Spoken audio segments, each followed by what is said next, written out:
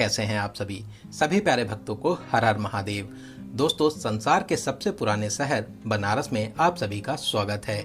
यहाँ पर विश्व के पालनहार अर्थात विश्व के नाथ महादेव काशी विश्वनाथ ज्योतिर्लिंग के रूप में विराजमान हैं। ये अलौकिक ज्योतिर्लिंग भगवान शंकर के 12 ज्योतिर्लिंग में से एक है, जो 7वें नंबर का ज्योतिर्लिंग है। इस अलौकिक मंदिर को विश्वेश्वर महादेव के नाम से भी जाना जाता है। दोस्तों, पतित पावनी मां गंगा के किनारे बसा ये प्राचीन स्थल आदिकाल से महादेव की भक्ति में लीन है।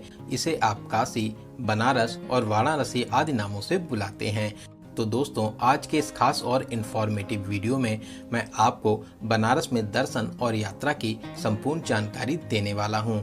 इस वीडियो में बात करेंगे आप यहां तक कैसे पहुंचेंगे, रुकने के लिए होटल या धर्मशाला कहां पर लेना चाहिए, यात्रा और दर्शन का सही तरीका क्या है, यहां पर दर्शन और घूमने के प्रमुख स्थान कौन से हैं, खाने पीने की कैसी व्यवस्था है और वीडियो के लास्ट में बात करेंगे संपूर्ण बजट की। तो बनारस में दर्शन और यात्रा की A to Z complete information के लिए वीडियो को एक बार पूरा जरूर देखें। दोस्तों, बनारस अपनी प्राचीन सभ्यता, धार्मिक मान्यताओं और अनमोल विरासत के लिए विश्व भर में प्रसिद्ध है। तो यहाँ पर रिकॉर्ड भीड़ होती है।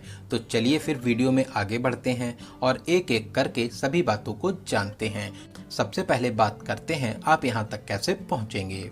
यहाँ तक आने का सबसे अच्छा माध्यम है ट्रेन का। यहाँ पर 2 प्रमुख स्टेशन हैं, बनारस रेलवे स्टेशन और वाराणसी रेलवे स्टेशन।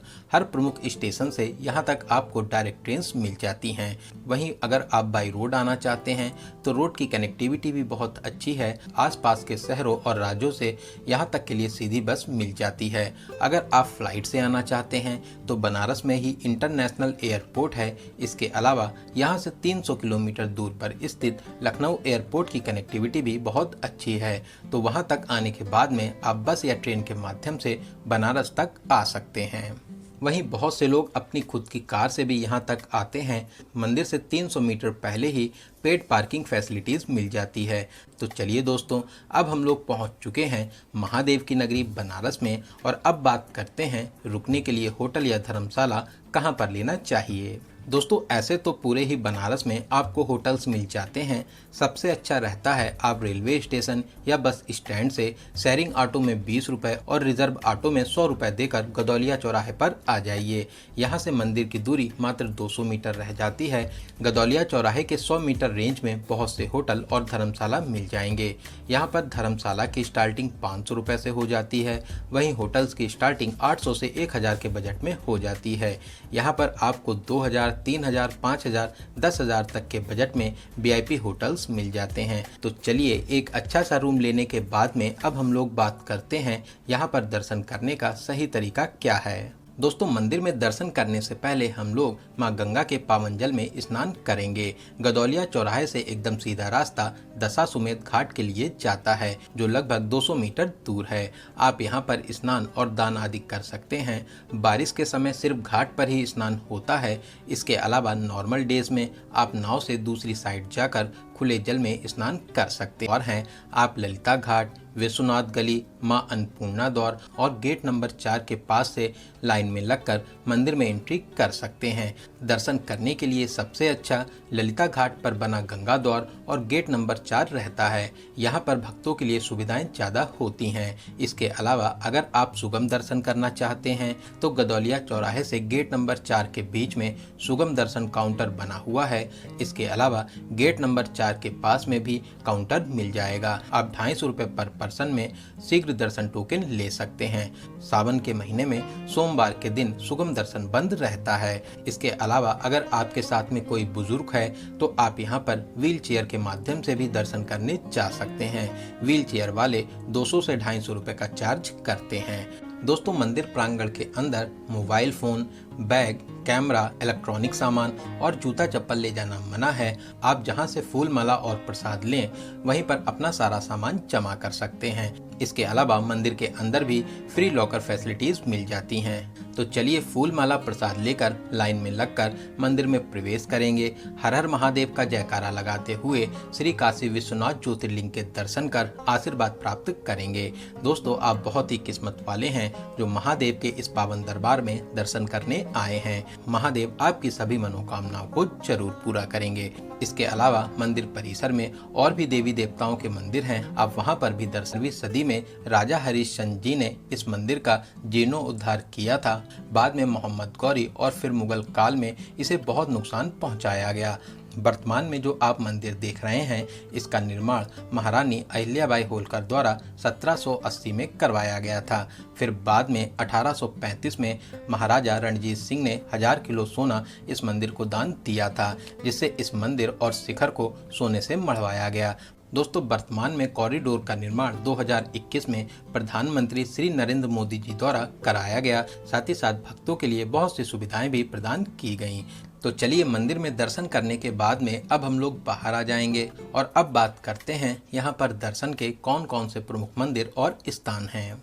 दोस्तों, यहाँ पर कुछ मंदिर 1 से 2 किलोमीटर रेंज में हैं, जिन्हें आप पैदल ही पूरा कर सकते हैं। तो सबसे पहले हम लोग चलेंगे श्री काल भैरव मंदिर, जिसका रास्ता गेट नंबर 4 के सामने से ही जाता है, जो 1 किलोमीटर दूरी पर स्थित है। तो चलिए, पतली पतली गलियों को पार करते हुए लाइन में लगकर मंदिर में प्रवेश करेंगे।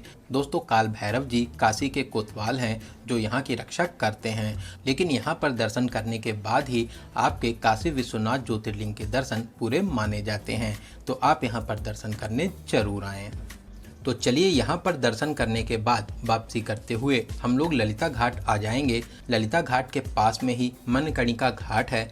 दिन हो या रात यहाँ पर हमेशा चिताएं जलती रहती हैं। मणिकर्णिका घाट के पास में ही रत्नेश्वर महादेव मंदिर है, जो एक तरफ काफी झुका हुआ है। आप इस अलौकिक मंदिर में दर्शन आदि कर सकते हैं। तो यहाँ पर दर्शन करने के बाद में अब हम लोग चलेंगे विशालाक्षी मंदिर में दर्शन करने, जिसका रास्ता ललिता घाट और दशाश्वमेध घाट के पास से जाता है। दोस्तों, ये मंदिर माता रानी के 51 शक्तिपीठों में से एक है, जो माता लक्ष्मी को समर्पित है। यहाँ पर दर्शन करने के विशेष महत्व माने जाते हैं, तो आप यहाँ पर भी दर्शन करने जरूर आएं। इसके बाद में आप अन्नपूर्णा मंदिर में दर्शन कर सकते हैं। साथ ही साथ यहाँ पर अन्नपूर्णा रसोई है, आप यहाँ पर फ्री में भोजन प्रसाद ग्रहण कर सकते हैं।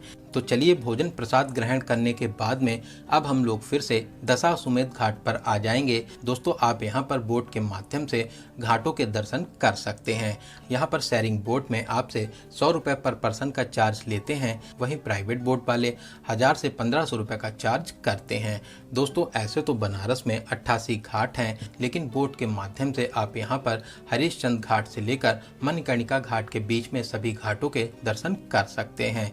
यहाँ के सबसे प्रसिद्ध घाट हैं हरिश्चंद्र घाट, केदार घाट, राजा घाट, मुंशी घाट, दशाश्वमेध घाट, ललिता घाट और मणिकर्णिका घाट। तो आप इन सभी घाटों के बोट के माध्यम से दर्शन कर सकते हैं। दोस्तों, शाम को 7 बजे दशाश्वमेध घाट पर भव्य आरती का आयोजन होता है।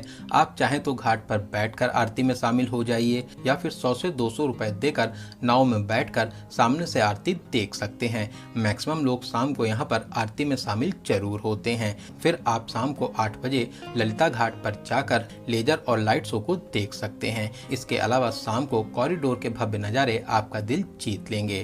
तो आप शाम को ललिता घाट पर बने कॉरिडोर में घूमने जरूर आइए। तो चलिए, कॉरिडोर में घूमने के बाद में शाम को आप यहाँ की मार्केट से शॉपिंग कर सकते हैं। दोस्तों, दशाश्वमेध घाट से गदौलिया चौराहे तक यहाँ पर बहुत ही प्यारी मार्केट है, जहाँ से आप बहुत ही कम रेट पर कपड़ों की खरीदारी भी कर सकते हैं। साथ ही साथ बनारस में बनारसी साड़ी बहुत प्रसिद्ध है। आप चाहें तो अपने प्रियजनों के लिए यहाँ से साड़ी उपहार लिए बहुत ही फेमस है। आप यहाँ की फेमस चाट को भी ट्राई कर सकते हैं। काशी चाट भंडार और दीना चाट भंडार से अलग अलग वैरायटी और स्वादिष्ट चाट को ट्राई कर सकते हैं। तो यहाँ पर आपको खाने पीने की कोई भी प्रॉब्लम नहीं होगी। तो चलिए दोस्तों, अब हम लोग रात में अपने होटल में आराम करेंगे और अगले दिन हम लोग चलेंगे उन प्लेसेस पर जो यहाँ से 5 से 10 किलोमीटर दूर स्थित हैं। दोस्तों, इन सभी प्लेसेस पर घूमने के लिए सबसे अच्छा रहता है आप एक ऑटो या ई रिक्शा बुक कर लीजिए। ये लोग 600 से 800 रुपये चार्ज करते हैं। आपको 7 से 8 प्रमुख मंदिरों में दर्शन करा देते हैं। तो चलिए, सबसे पहले हम लोग चलेंगे बनारस हिंदू विश्वविद्यालय के कैंपस में स्थापित श्री विश्वनाथ बिरला मंदिर में दर्शन करने।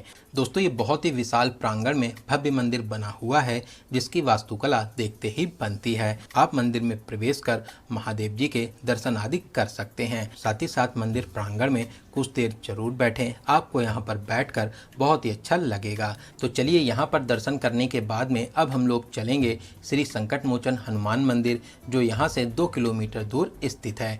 दोस्तों, ये बनारस का बहुत ही प्रसिद्ध मंदिर है। यहाँ पर मैक्सिमम लोग दर्शन करने जरूर आते हैं।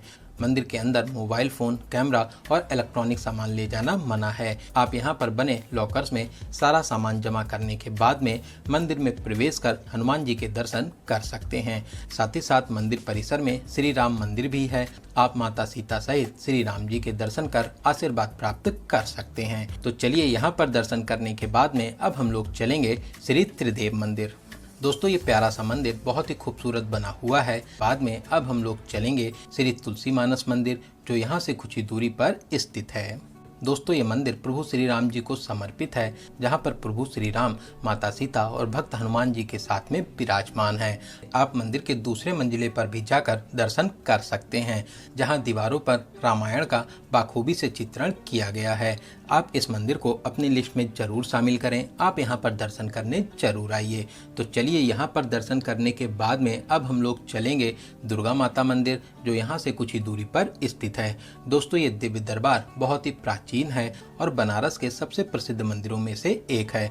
इस मंदिर का निर्माण 18वीं शताब्दी में रानी भवानी जी द्वारा कराया गया था। यहाँ पर आप माता रानी के अद्भुत रूप के दर्शन प्राप्त कर सकते हैं। साथ ही मंदिर परिसर में महादेव जी के साथ में अन्य देवी देवताओं के भी मंदिर स्थापित हैं। आप सभी के दर्शन प्राप्त कर सकते हैं। तो चलिए दोस्तों, यहाँ पर दर्शन करने के बाद में अब हम लोग चलेंगे श्री मणि मंदिर, जो यहाँ से लगभग 1 किलोमीटर दूर स्थित है। दोस्तों, ये अलौकिक मंदिर विशाल प्रांगण में बना हुआ है। यहाँ पर 108 शिवलिंग स्थापित हैं। मंदिर में प्रवेश करते ही विशाल शिवलिंग के दर्शन प्राप्त होते हैं। साथ ही मंदिर बहुत ही प्यारी शैली में बना हुआ है। यहाँ पर प्रभु श्री राम, माता सीता और भक्त हनुमान जी के साथ में विराजमान हैं। इसके अलावा माता रानी, राधा कृष्ण, गणेश जी और भी सभी देवी देवताओं के मंदिर स्थापित हैं, जिनके दर्शन करने का यहाँ पर सौभाग्य मिलता है। तो आप यहाँ पर दर्शन करने जरूर आएं। आपको यहाँ पर दर्शन करके बहुत ही सुकून और शांति मिलेगी। तो दोस्तों, इन सभी मंदिरों में दर्शन करने के बाद में आप चाहें तो शाम वाली ट्रेन से अपने घर के लिए वापसी कर सकते हैं। इसके अलावा अगर आपके पास में एक दिन और एक्स्ट्रा है तो आप यहाँ पर अस्सी घाट, नमो घाट के साथ साथ बनारस के और भी मंदिरों में दर्शन कर सकते हैं। इसके अलावा सारनाथ और सर्ववेद मंदिर में दर्शन और घूमने जा सकते हैं। तो चलिए अब हम लोग बात करते हैं यहाँ पर आने का सबसे अच्छा समय कौन सा रहता है। दोस्तों, ऐसे तो आप पूरे साल ही कभी भी यहाँ पर घूमने आ सकते हैं। यहाँ पर हमेशा आपको भीड़ भाड़ मिलती है।